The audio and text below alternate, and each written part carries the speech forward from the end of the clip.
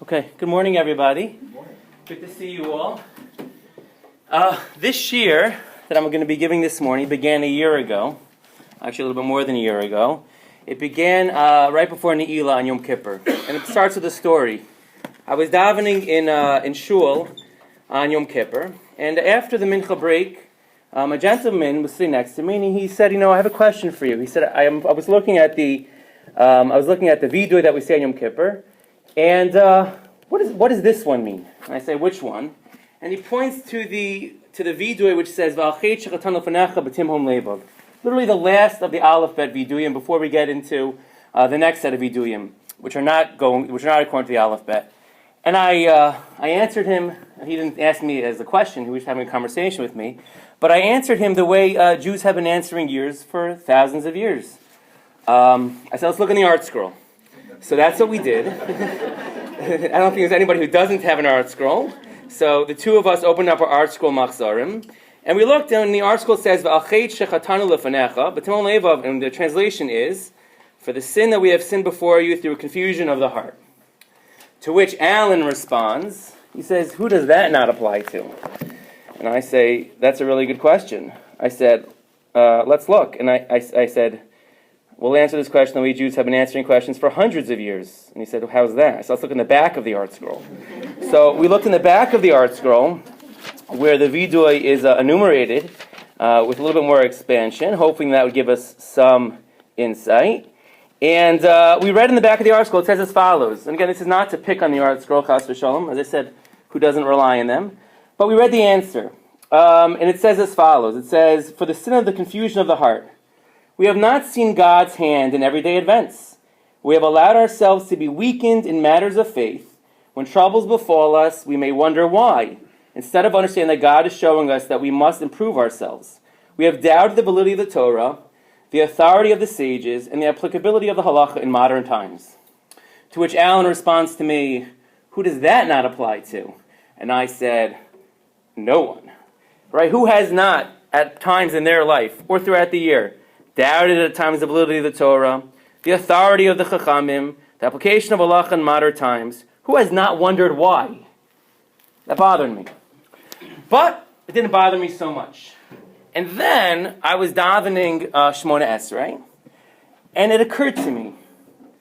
I said, it's one thing to be bothered by the question of why, and doubted Hashem in matters of faith. But let me ask you a question. This is what occurred to me literally, and it's not an exaggeration. On the spot, it really bothered me. Let's say someone was besieged by these doubts. Let's say they were the minority of people. Let's say most people are not besieged by said doubts. But let's say that person was besieged by doubts. What would be the most impressive thing for that person to yet do? To go to Shul on Yom Kippur and to daven. If someone if doubts Hashem in matters of faith, but they're in Shul on Yom Kippur, is there anything more beautiful than that? Is there anything less of a sin or less praiseworthy than someone who has matters of faith which trouble him and yet they end up in shul and they say the words "Achet shechatan lefanecha b'timon levav"? You have to apologize. As a matter of fact, we should give this person a gold star, right? Let them do psicha l'ne'ilah. This person is standing there, confused, confounded, asking why. Yeah, they didn't stop them from coming to shul, as opposed to all the other people who did not come to shul. That really bothered me. Does it bother you? It bothered me. And again, the premise of the shir is not to pick on the art scroll, but it bothered me enough that I said next year that's what we're going to talk about. And guess what? Here we are. Okay, so let's begin. So if we look at our source sheets, the first source is the vidui, "Alchet shechatanu lefanecha b'timon levav." And my question to you is this a sin or is this a curse for the sin of a confounded heart? Now, of course, the fact that it comes up in the vidui would probably lead us to answer that, of course, it's listed amongst the sins. However, why do I ask the question, is this a sin or is this a curse? Because these words are actually not from the Machzor on Yom Kippur. These words are actually from this week's Parsha, listed in the Tochacha in Parshas Kisavo. If you look at source number 2, what does it say in Devarim in Parshas Kisavo, this week's Parsha? It says, "Yakcha Hashem b'shigaon u'vivaron v'timon levav." Using the Art Scroll's translation, that one of the maladies that Hashem will strike us with, if we don't do His will, is Hashem will strike you with madness, and with blindness, and with the confounding of the heart. It's a curse. So what kind of curse is that? A chait, that we have trouble with. But we'll see if we can find an answer to that. What kind of curse is that? That you'll be confused. Okay, there are worse things in life than being confused, I think. So let's take a look. Says the Targum Onkelos, he says, Uvishmamot liba. What does that mean? So I wrote boredom question mark, because I think it's like boredom. It means that a person is sleepwalking. They're bored. Their heart is just not in it. Okay. Again, I wouldn't categorize that as a punishment. I might categorize that as a sin, in quotes, but not a punishment. Let's look at Rashi. How does Rashi define the words uvetimon levav? So Rashi says as follows: utem halev, a clogging, a closing off of the heart. And then he quotes something in Old French. That's my mother to translate this. She took French in college. No, I'm just joking. No, I'm sorry. I'm just joking. Ishtori dishon, which he says is an Old French word I wrote, is stunned, confused, or confounded. Okay, so what's the curse here? What's the curse here? You're stunned, you're confused, you're confounded, your heart is closed off. Is that a curse? Again, maybe more like a sin, but a curse? So I guess, we could suggest that Rashi says maybe it's a psychological malady. Perhaps it's like a general unease. I walk through life uncomfortably. Right? Perhaps. Right?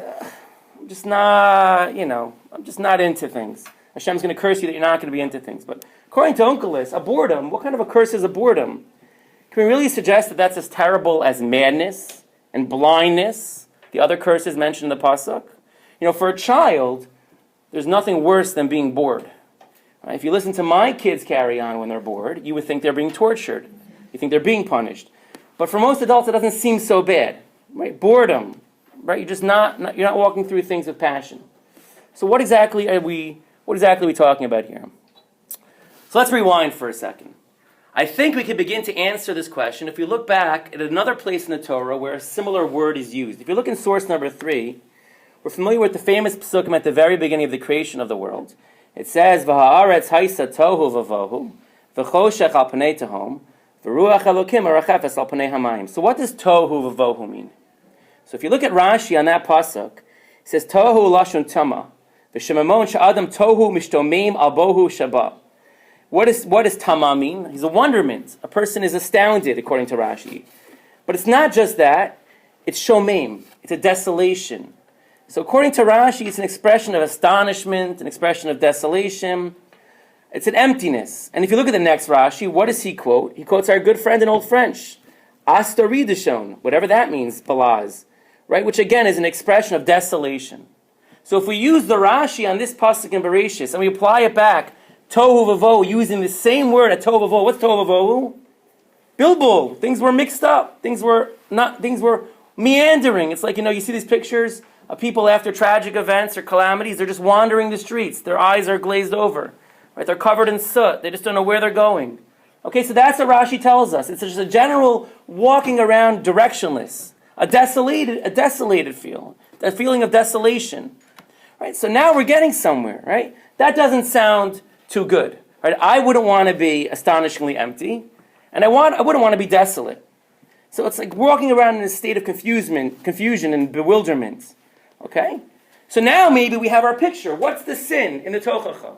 Sin in Tochacha is if you don't do my will, says the Kadosh Baruch Hu, I'm going to lead you around directionless. It's not too good. But still, have we developed a sin yet? Especially if this sin that we're talking about here doesn't stem, let's assume, from a person who's looking to be angry, or looking to be confused, or looking to be closed-minded. But a person who simply just seeks and can't find. Right? If you look at the article's translation, it doesn't exclude for that. It's a person who's just bewildered. So we're going to hold this person accountable, even if we're going to say it's a terrible thing. But they're here. They showed up on Yom Kippur, did they not? They're saying Vidu the rest of the shul. You look around that shul, everybody's doing this, even that person who seemingly is walking around bewildered and confused. All right, that's quite a person. Oh. So perhaps to begin uncovering what exactly the chait of Timhon Levov is, as far as why it's included in the vidui, we have to turn back a few weeks to Parshas Shoftim. So if you look in your source sheets, at source number 4, we look at that in Parsha Shoftim, we know that a number of people are excluded from going to Milchama. A number of people are excluded from having to fight in a Jewish war. It says, Ki teitzei le'milchama lo'evecha v're'is asus v'rachav asher rav imcha v'lo tira mehem, don't fear them. Ki Hashem elokecha imach, because Hashem is with you. Hamalchim eretz Mitzrayim gad tigad Mitzrayim. But, and not only that, the Jewish people are warned, don't be afraid. Turn to Pasuk Gimel. It says, Al yarach levavchem, al tiru, v'al tachbazu, v'al taratzu mipneihem.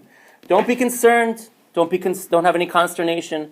HaKadosh Baruch Hu is in front of you. HaKadosh Baruch Hu is leading the way. Ki Hashem elokeichem ha'olechem lechem nilachem lechem imoiveichem lo'shia eschem. But then the Shotrim will continue. But if there are people here who are yet still concerned that maybe they're not going to come home, so we divide these people into 3 different categories. Continuing on in the Pasuk. Right? They say as follows, the Kohen declares as follows in Pasuk Vav, this is in source 4. Right?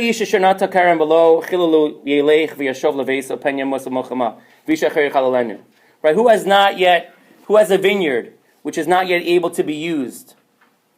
That person is exempt from war. Next pasuk. How about someone who eras isha, who is a, I guess halachically, not nowadays, but halachically engaged to a woman, and he hasn't yet taken her as a wife. They haven't consummated their marriage.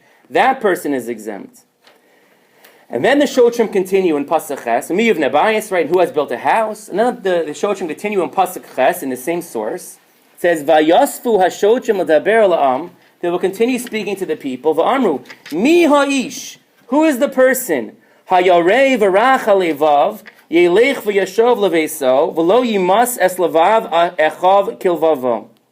And the officer shall speak further to people and say, who is the man there that is fearful and faint-hearted? Let him go and return unto his home. Let his brethren's heart melt as his heart. So what's the difference between this person who they're talking to, right? The Kohanim finished speaking. They already told us in the beginning, don't be afraid if you don't come back alive and you have business at home to take care of. And then the Shotrim continue and say, if you're Yarach Levav, then you're also exempt from war. So how are these people different than the first category of people? So says Rashi, quoting the Gemara in Sota, it's a machlokes. Who is this referring to? If you look at Rashi there in source number 4, he says as follows. Rabbi Kiva Omer Kamashma'o, as it sounds, She'eno Yachol Amod Bekishrei Melchama, they're not able to stand in the knots of war. V'lerot Cherev Shalufa, and they can't see a sword unsheathed from its holder and not run away.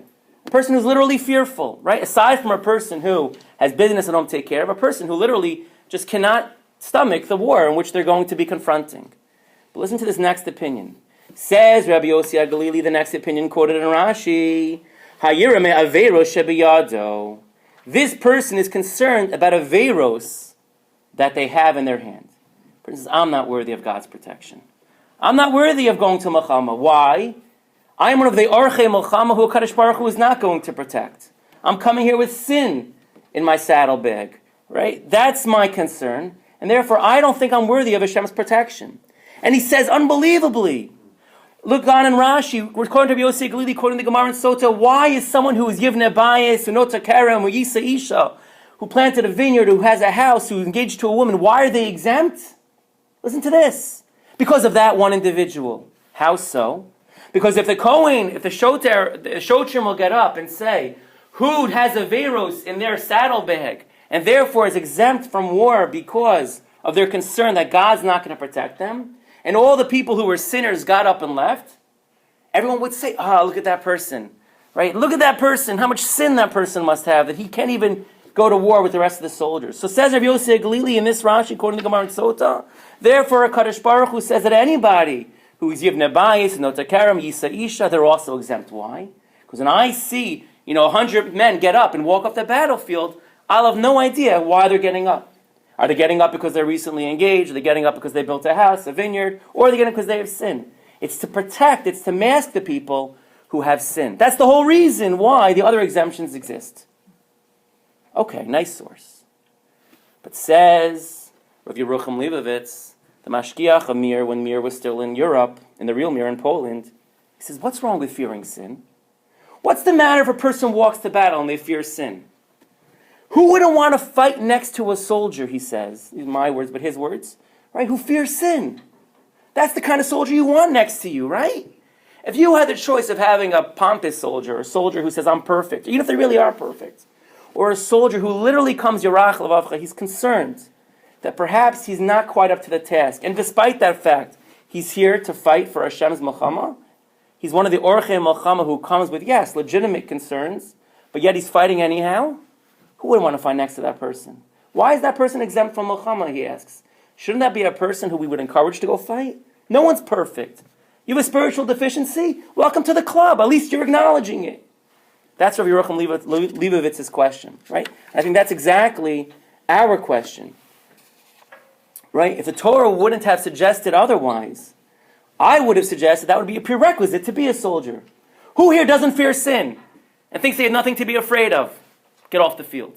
Who here is here because they feel they have something to fight for and they want to prove that they're Yorei Hashem, even though they might have had moments in their life where they doubted HaKadosh Baruch Hu? We want you to, right? Make sure you're enlisted. Make sure you're fighting in the Milchama. It's a good question. And he says, as a matter of fact, if you look at the Psukim in source number 5, we see by Yaakov Avinu had such a fear. And we'll see, was it seen as a negative? We're told that by Yaakov Avinu in Parshas Vayishlach, in source number 5, it says, Vayira Yaakov ma'od vayetzer lo. Vayira vayetzer. So the question is, why was Yaakov afraid and why was he distressed? As a matter of fact, if you look at the Psukim in source number 6, Yaakov had a haftacha. Yaakov was guaranteed, right? This is Yaakov going to fight his brother Esav, and Yaakov was concerned that maybe some tragedy would befall him, at least Pashup Pshar in the Psukim. Either Esav would kill him, kill his family, something would happen. So, right? We're going to see, it's a discussion what he was afraid of. But why was Yaakov fearful? As a matter of fact, it's a haftacha. HaKadosh Baruch Hu tells him, in Parshas Vayetze, in Pasuk Tesvav, Pasuk Perach Ches, source number 6, V'nei anochi imach, u'shmarticha b'chol asher telech. I am with you, I will guard you, wherever you go. V'ashivusicha el ha'adama hazos. V'hashivosicha el ha'adama hazos. I'll return to this land. Kilo ezavcha ad asher imasisi eis asher dibarti lech. I will not leave you until I have fulfilled my promise to you. So Yaakov has no reason to fear. So comes the Gemara and says, what was Yaakov fearful of? Why was Yaakov concerned? So 2 parts of the Gemara, number 7, are bolded. I want us to go, that's the first part, is David HaMelech. I want to look at Yaakov Avinu. So what does the Gemara say? The Gemara in Brachos, it says, V'hinei anochi imach. So Rash says, V'yarei Yaakov ma'od, Shema yigro machet. He was concerned that maybe he had sinned at some point. Says Rashi, why was this a concern for Yaakov Avinu that maybe he had sinned? Right? And he had legitimate reason to be concerned in intervening years, because he wasn't able to fulfill the mitzvah of kibbud avayim. There were things that had happened that he wasn't proud of. The fact that he hadn't communicated with his parents as maybe effectively as he could have. Maybe he hadn't dealt with Lavan as honestly as he could have. And says Rashi, Shema achar avtacha chatasi. Maybe after the havtacha from Hashem, the guarantee from Hashem that he made to me in Parshas Vayetze, right, that I will guard you, maybe I sinned. And he was concerned that maybe his sin would annul the haftacha, the guarantee from HaKadosh Baruch Hu. Is Yaakov punished for such yira? No, we hold him up in the Gemara. So, Mamanav Shach, again, the question compounds itself. Why is it something to apologize for? Right? Why is concern a sin?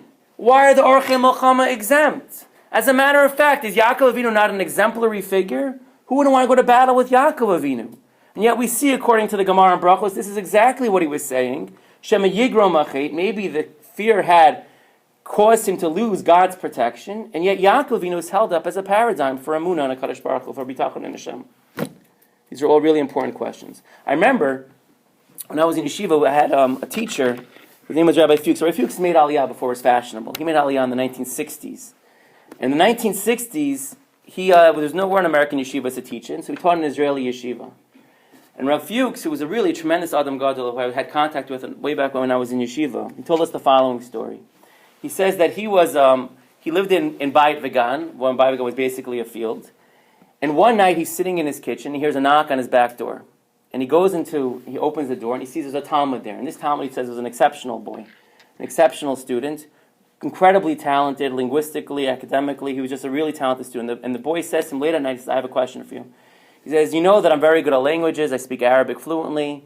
Baruch Hashem, I have certain gifts. The armies approached me. He told us this story. He said, the armies approached me. They want me to go to live in Syria as a spy. He told us this story. He said, the only problem is that the Israeli army said that if I take on this task, I'm not allowed to keep Torah and mitzvos. I'm not allowed to. He said, not only did the Israeli army tell me that I'm not allowed to keep Torah and mitzvos, the Israeli army told me that I'm not even allowed to think like a Jew. Not only can I not say a bracha, I can't even think brachas because that might lead me to crack. I have to live life as an Arab. I have to live life as a non-Jew, completely devoid of any mitzvos in Torah, nothing. And this mission might take, right, a year and a half, 2 years. So he says to Rav Fuchs, am I allowed to take on this mission? Who's to say I'll come back whole after this? Forget about it if I survive. But who's to say after living like a non-Jew for such a long period of time, I'll come back with my bitachon and a Kadosh Baruch Hu. I'll come back as a religious Jew. So Rav Fuchs said, this question is too great for me to answer. This question is too great for you to answer. But there is someone who we can ask. He told us the story. He said that we went that night to Bnei Brak, to the Steipler Gaon, who was still alive then. The story takes place a long time ago. And we went to the Steipler Gaon and we got an audience with him late at night. And the Steipler Gaon listens to the Talmud, and he hears what the Talmud's concern is, and he says, I think you should go. And the Talmud says, but Rebbe, I don't think you heard me. I'm not allowed to keep Torah and mitzvahs. He says, no, you should go. He said, but I should not be concerned? He said, no, but you are concerned. And the fact that this is a concern of yours means that you'll come back strong. What would bother me is if you were gung-ho and ready to go without concern. You said, I'm ready to take on this mission and I want your bracha. Then I might have reason to be concerned. But said Rav Fuchs or Steipler answered him, the Steipler answered that because you have this concern, that's dafka why you should go. If you have the concern going into it, and you know the potential pitfalls, so you're the right person for the job. And Kachava, the boy, he says, went, and the boy came back. I don't know if it was exactly a year and a half, 2 years, but he came back and he was fine. So that's Yaakov Avinu. Going into things with your eyes open seems to be something we would want to encourage, not to discourage. Not only that, right? But yet, fear and sin and self-doubt, in terms of one standing in the eyes of a Kadosh Baruch Hu, is not encouraged for the Orchei Milcham, as we see. It's an exemption. Those people walk away from the battlefield. As a matter of fact, your Yerucham Leibovitz points out, it's a Mishnah that you should be fearful when you stand in front of Hashem. Says the Mishnah, look at the source number 8, Talmud Bavli, Maseches Brachos, Daf Lamed Amud Beis. It says, Ein omdim lehispal, source 8, ela mitoch koved rosh. A person should not stand to daven before Hashem unless they have a certain amount of awe. Amar Rav Nachman bar Yitzchak, says the Gemara, Mehach, what's his based on? Ivdu es Hashem b'yira v'gilu b'ra'ada. That you should ivdu es Hashem b'yira v'gilu b'ra'ada. A person should stand in front of a Kadosh Baruch Hu, right, with a certain amount of trepidation. Our friend at Yom Kippur, right, you're standing in front of him with a certain amount of trepidation. I'm not sure if I should be here. I'm not sure if my tefillos are coming from the sincere place. Forget about the Orchei Milchama. How about a person that davens? That's a great thing to come to in front of Hashem with. Right? Let Hashem deal with it. Hashem has no problem sorting out the pieces. Right? So Rabbeinu Yonah answers, and I think with this we'll begin to see an answer. He says as follows. He says, it depends what the person is afraid of. Rabbeinu Yonah is not in your source sheets. But Rav Yerucham points out that Rabbeinu Yonah comments on this Gemara. He says, depends why this person is afraid. The person says, Ivdu es Hashem b'yiru Ivdu es Hashem b'yira v'gilu b'ra'ada. He says, if a person is afraid of another human being, right, what does this mean? Ivdu es Hashem b'yira v'gilu b'ra'ada. How do you have yira and gilu b'ra'ada, and how do you have exaltation? How do you have simcha at the same time? Ivdu es Hashem b'simcha v'gilu b'ra'ada. So what does he say? He says as follows. He says that if a person is afraid of another human being, then you can't be b'simcha. That's not the fear we're talking about here. Of course, if your fear is of most things, other than a Kadosh Baruch Hu, that doesn't lead to simcha. But he says if the person's fear is from a Kadosh Baruch Hu, that not only will he not be afraid, but it will cause him to be b'simcha. Ivdu es Hashem b'yira means ivdu es Hashem b'simcha. They can both be true. If I'm concerned that I'm doing the right thing for a Kadosh Baruch Hu, that leads a person to simcha. I'm constantly analyzing my actions. I'm thinking to myself, am I doing the right thing? I'm doing a serious cheshbon nefesh. Yes, it's fearful, right, to put yourself under such a glaring spotlight. But it also makes you misameach, because you're joyful that I'm able to at least do a cheshbon nefesh, that I'm able to uncover things. And I view that things in life are not just haphazard. There's a reason why I do what I do. I always tell the students, when we talk about this analogy of simcha and yira, right, especially when we talk about Rosh Hashanah, right, it's often discussed as Rosh Hashanah, Yom Simcha, or Yom Din. So I like telling the students the analogy of, let's say you have a person, God lo aleinu, who's in a terrible accident. And the person is told by the doctors after this terrible car accident, you'll never walk again. The person is just, completely, right, this is Timon Levo. They're shocked, they're stunned, their life will never be the same again.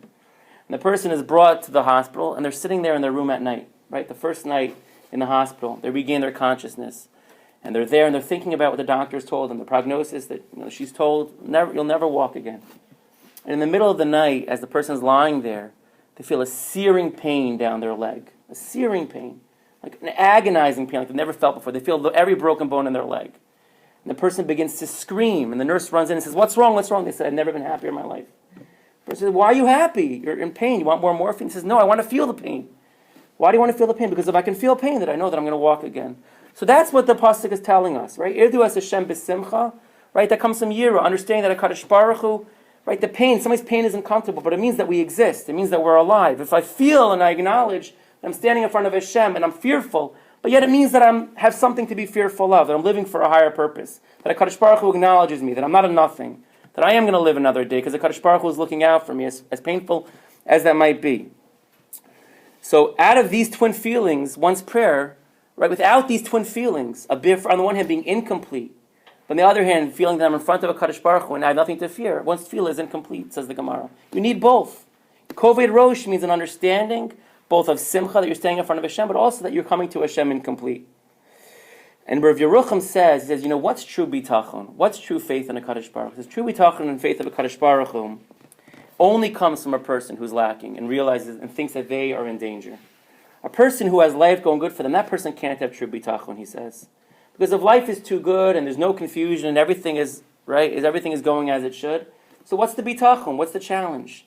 Says Yerucham, he says bitachon comes from a person who has questions or who is struggling in matters of faith. I actually someone who has something to prove to a Kadosh Baruch Hu. Actually, I don't know if you guys followed the game last night, the Mets game last night, but you guys followed the Mets game last night? It was, the Mets lost, if you didn't know, I'm sorry, 10-8. But my son asked me this morning, he's a big Mets fan, he went to bed listening to the game last night, but he fell asleep before it was over on the radio. So he asked me, did the Mets win? And I said, they lost 10-8, but I said, I don't know if you guys listened to Terry Collins last night. I heard him this morning actually on the radio. He had an unbelievable quote. I don't know who he was quoting. He was quoting a manager of his that was an icon of his growing up as a kid, or when he was early managing days. Because when you're ever in a situation where you're down, the Mets were down 10-0, and they rallied, but they didn't rally for a full victory. They rallied to 10-8. But he was down 10-0. He pulled all the starters out of the game, and he put in the kids who had come up from the farm system this year. And he asked, "Why did you pull your starters? Why did you pull your best players? The game was 10-0. You lost 10-8. Maybe you would have won 10-10. Maybe you would have gotten 11 runs or 12 runs had you kept your starters." And he said, "I learned a lesson very early on. Because when you're down in a hole like that, you want to put someone in who's got something to prove." He said, the superstars on my team, you're down 10-0. They'll play. They'll be Yitzhazayim. But they're not going to fight for it. He says, you put in kids who they know that if they hit a home run, or if they, make an incredible play in the field, or if they, hit a grand slam, their career is made. That's it. They're on the team. They can sign a contract. The Mets, they're no longer in the Mets minor league team. They're now Major League Baseball players. That kid has something to prove. That's who you wanted the game. And he was right. He got a home run out of someone who never hit a home run. Hardly ever hit any. Was in a terrible slump. He had an RBI from a guy who had, who was batting a very low batting percentage. I don't remember the names because the guys are not on the team. But he got tremendous productivity from his bench. That was an incredible. I told Siari that. I told my son this morning. That's incredible muster. You want to put the guy in who's got something to prove. Isn't that great muster? And that's what That's what it's saying here. You want someone who's got something to prove. So I want to show you. So what about perfect faith? Do we not encourage perfect faith? So I have a quote here from, this is actually, I was in the end of Dr. Pupko's talk today, and it sounds like maybe what she was talking about, although I don't know, I was only in for the last 10 minutes. But Dr. Lamb has an essay called Faith and Doubt. It's on your source sheets? Things on your source sheets, right? So it's on the bottom of the third page. And he says as follows. He says, simple faith is not the same as simple-mindedness. There is no mitzvah to agonize over theological problems, whereas according to many Rishonim, it is a mitzvah to believe fully and completely in Hashem. The prevalence of doubt does not invalidate the faith of those who do not experience it. So says Dr. Lamb, right? Of course, Amunah Pshuta is encouraged. Right? Just because you're of a simple Amunah doesn't mean you're simple-minded. Right? If anything, that's the mitzvah. The mitzvah is to believe in Hashem. There is no mitzvah to doubt Hashem. But that being said, we're not talking about, the people who have simple faith, because that's hard to come by. The Rambam tells us in Shmona Prakim that in order to reach Nevuah, says the Rambam in his Shmona Prakim, which is his introduction to Pirkei Avos, says a person must be complete in Seichel, but does not have to be complete in Midos, right, in their character traits. He says Moshe Rabbeinu was an exception. He was complete in Seichel and intellect and in Midos. But he says Yaakov Avinu, quoting the pasuk that we quoted, was not complete in Midos. In order to be a Navi, you do not have to be a perfect person. That is not a prerequisite for Nevuah, for prophecy. Vayira Yaakov Ma'od, says the Rambam, our pasuk. Right? That could be seen as a chisaron. Yes, was he perfect? Is there a mitzvah to have doubts? There's no mitzvah to have doubts. But it doesn't mean that the person doesn't have a place at the table. You could still become a Yaakov Avinu. So, what about it? So what about our question? Why was Yaakov not exempt from Melchama with Esav, whereas our soldier who's standing in the battlefield and doubts his place and has sin in his saddlebag, how come he's exempt from war? So says Zev Yerucham, Yaakov was afraid because of Chet. Eina Chinami. He was afraid because of Chet. He had done things either with Lavan or towards his parents, and he was concerned that maybe Hashem's Havtacha was not there. But what did he do next? He davens to Hashem. So says Rav Yerucham, Yaakov takes that lack, that chisaron in emunah, he takes that lacking in faith, and he turns it towards the Kadosh Baruch Hu. That's what the Gemara says, right? That in the Gemara we quoted in Brachos, which tells us that a person should daven. The Gemara tells us a person should daven, or that's my source, but right, mitoch koved rosh, a person should daven in koved rosh. That's exactly what we mean, and Yaakov does that. He davens mitoch koved rosh. Right? If you take Ein Odin L'Spalel, Ela mitoch koved rosh, Yaakov davens to Hashem. So it's one thing to have a lack in emunah b'tachon to Hashem. It's another thing to walk away. That's what we're discouraging. But to say, you know what, I'm not perfect, and I'm still going to come to Hashem and I'm going to daven, that's a Yaakov Avinu. And if you see, we see this paradigm in LeDavid. In the Tefillah LeDavid that we've been saying, and we're going to be saying it through until really the end of the holiday season, in source number 9, what does it say? You see that David HaMelech, there's really David HaMelech here is speaking of two different points in his life. Two eras in the life of David HaMelech. You know, David, Hashem Ori V'ishi, has no mention of tshuva in it. I'm sure you know, I'm sure you've discussed this before, learned this before. There's no mention of tshuva in it. But it is all about bitachon and Hashem. And if you look in the beginning, David HaMelech seems very confident. It says, David Hashem Ori V'ishi, that's split into two different paragraphs. David Hashem Ori V'ishi, Mimi Ira, Hashem Oz Chayai, Mi Efchad. Who I have no one to fear. Kadosh Baruch Hu is my salvation. I have no one to fear but a Kadosh Baruch Hu.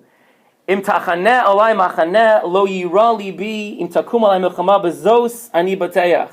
Right, no matter what you throw my way, whatever war you throw against me, I'm confident in a Kadosh Baruch Hu.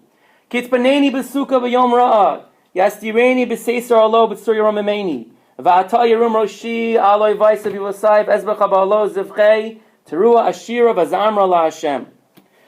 Right, Hashem conceals me, He protects me in His sukkah, He hides me, He covers me. I should lift up my head should be lifted above my enemies. HaKadosh Baruch Hu is with me. That's one part of David HaMelech's life. Right? That's the David HaMelech that exudes confidence. And David had much to fear, right? He had to fear Shaul, Adoniyahu, he had a lot to fear. But that's one part of David. But if you look at the second part of David, we see a different language used in the second half of David. Shema Hashem koli ekra v'chaneni v'aneni. HaKadosh Baruch Hu, hear my voice. Be gracious unto me. Right? I need you to come my way, he says to Hashem. L'cha amar libi, bakshu panai al panecha Hashem avakesh. He says in Pasuk Tes, don't hide your face from me. Don't turn away from me in anger. Al tasir panecha me'en v'atat ba'af avdecha. Ezra si, help me. Hayisi al tasheni v'atazveni ol hayishi.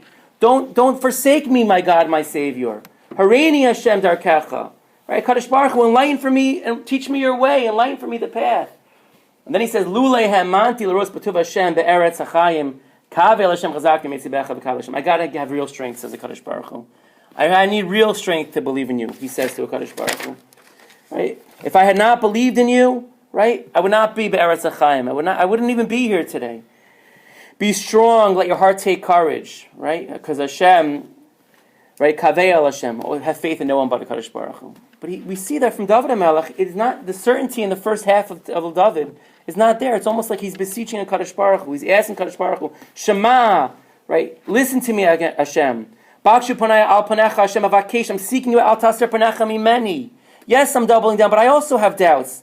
And the Gemara says, if you go back to the Gemara and Brachos, that's exactly what was going on with David. If you look back in the Gemara and Brachos that we quoted before we quote Yaakov Avinu, what do we see in source number 7? It says by David.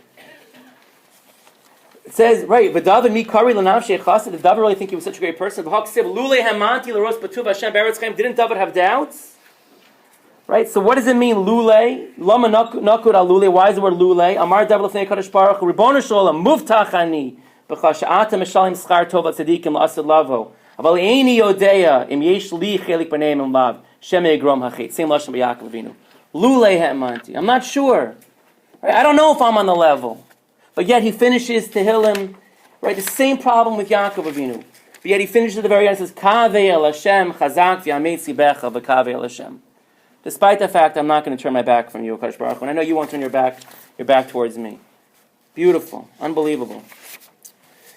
So, in conclusion, we still have to get back to our original question. What we see based on these sources is that there are 3 levels of yira a person can have. There are 3 types of people who walk in front of God, or better yet, who God walks in front of them. There's the person who has fear of chet, but does not lack bitachon. He has no lacking bitachon. He believes with perfect faith. And we quoted from Dr. Lamb before, right? There's nothing wrong with that. There's no mitzvah to doubt Hashem. There's a mitzvah to believe in Hashem. I'm sorry, let's go back. I'm sorry, I said it again. We'll start a different way. We have the first person, let's start with this way. The person who fears chet, who has fear of chet, but he lacks bitachon. Right? A person who, yes, he has yiras chet, but this person, he lets it affect him or her. And they say, I just can't get out of this malaise. I just can't get out. I just don't believe a Kadosh Baruch Hu is in me. My bitachon is wavering. So that kind of person, we say, can't be amongst the Orchim Lachama. This is what's, going back to the Targum, I want to do this first. Going back to the Targum on the first page. Remember the Targum? What did the Targum translate in the Tochacha? What did he say? He says, in source number 2, Yakha Hashem Shigon of Ivaron V'timon Levav, says the Targum, Uvishamamut Liba, boredom. What does boredom mean? Indifference. This is the person who's not from Orchim Lachama. Yes, I have sin, but I don't want to really do anything about it. I'm aware of it, but I'm not going to use it for my strength. I'm not going to use it to seek out a Kadosh Baruch Hu. I'm indifferent. It bothers me, but not enough. Right? I have shortcomings. There are more important things to have to deal with, right? Like getting back to my house. That's the kind of person who's exempt from war. Then there's the second level person, the person who has so much bitachon that he's mimi yira, like David HaMelech says, who shall I fear? That's Moshe Rabbeinu, this is the Rambam program. Who else? I don't know of anyone else who fits that billing. Even David HaMelech and Yaakov Avinu, mimi yira. David HaMelech aspires to that. Maybe at one point in his life he felt he was like that. But he certainly doesn't conclude the David that way. That's the mimi yira person. Who shall I fear? No one. I'm completely sold on a Kadosh Baruch Hu. That's a Moshe Rabbeinu. And then there's the third level of person. When Dr. Lamb writes, he talks about the fact that, we have this idea, and again in his article, Faith and Doubt, not in your sheet, but I want to read it for you. The idea of a person who, of course, right, wholeheartedness and simple faith is what we aspire for, but he says as follows. He says, nevertheless, it is self-deceiving to imagine that any significant number of Jews belong in this category. The category of people who can say simple faith and complete simple faith. In an age of instant worldwide communication, where every stray remark of casual apikorsa is trumpeted forth throughout the world as a sensational discovery of revolutionary import, and when so many people are graduates of colleges, he doesn't say his own, graduates of colleges where their instructors delight in shaking them loose from any religious convictions and moral moorings, in an age of this sort, simple. The first session is ending right now. The first session is ending, and the second session will begin at 11:20. Thank you. Let me finish the sentence. Simple, wholesome, unquestioning faith has largely vanished. When faith is come by today, it must be struggled relentlessly in an unending tension with doubt. That's where we find ourselves. So just to finish, let's go back to our original question. That's the third category of person. I think, hopefully, we want to find ourselves in that category. Perfection, ideally. Probably not realistically. But this third category person, the person who's afraid at times, like David, like Yaakov Avinu, right? I'm not on the level number one. I'm not on level number two. I'm certainly not number one. I don't want to show Hashem that I'm walking away because of my doubt. That's what we want to strive for. And not to read it inside, but the Emek Davar says, let's finish with this, going back to the Pasukim in Parshas Kislev this week, it says, what is the progression here of madness, blindness, and confounding of the heart? Right, the Pasuk we know told us, what is the progression here? What does madness and blindness and confounding of the heart do with each other? He said it's a progression. He says this is the curse. The number one, you'll have madness. Right? You will refuse to believe. I'm walking around mad that you don't see what's going on around you. I'm going to curse you, says Hashem, that I'm going to give you the inability to see what's going on around you, to totally be unaffected by it. And if you're a person who walks around with your head in the sand, you're mad and you don't see what's going on, you're going to be blinded to the reality. And if you're blinded to the reality, then God forbid, you might get to the last stage, the worst stage of Timon Levov, where you're stuck. You're just completely confounded. You're unable to move. You're paralyzed because you just don't know where to go. That's the kind of person where that's a curse, where you've come too far because you haven't allowed yourself to understand that this is not a problem which is unsolvable. But there is a solution. You just have to seek it out. And then again, with deference to Art Scroll and their translation, I think we have to amend what it means. The person who says is the person who says, HaKadosh Baruch Hu, I've had doubts, and I've had fears, and I've had sins, and I've had all kinds of reasons why I've made up all kinds of excuses, come with all fanciful kinds of reasons why I shouldn't keep your mitzvos and your Torah and believe in you. And HaKadosh Baruch Hu, sometimes I let those affect my behavior. That's what we're fearful of. Yes, I'm here in shul. That's not what I'm sorry for. I'm sorry for the fact sometimes I fall into the heart where I don't allow myself to believe that there's an option to change. I'm so confounded, I'm walking around in a daze, and I think that because this is the reality, this is the way it must stay. So of course we aspire for a yira which leads us to change. That's what we're asking Hashem for. Give me the power to be like a David HaMelech, who I can say, mi yira, recognizing that I might fall short, but then I finish and say, Kaveh El Hashem, Chazak V'Metzibecha B'Kaveh El Hashem. All right, thank you very much.